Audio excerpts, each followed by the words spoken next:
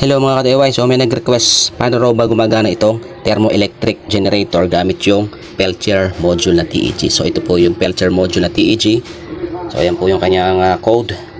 So yung hot side po nito, itong walang pangalan o yung walang nakasulat. Yung cold side, itong may nakasulat.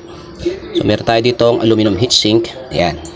At tubig lang na normal temperature na tubig galing sa gripo. So lalagyan ng tubig sa cold side. So ito yung cold side, may pangalan. Yan. Then, lalagyan natin ng hot water. So, ito, bakal na baso. Stainless to na copper coated. Lagyan natin ng hot water.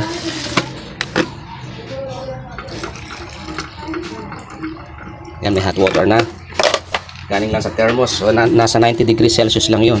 Ngayon, kukonekta ko na tong USB lamp. Yan. Ngayon, tiilaw yan.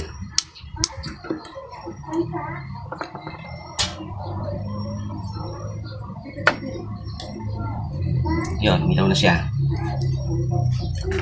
So ayan, naging output na is 5 volts. Maliwanag po sa gabi yan. So hanggat mainit ng tubig, ilaw to.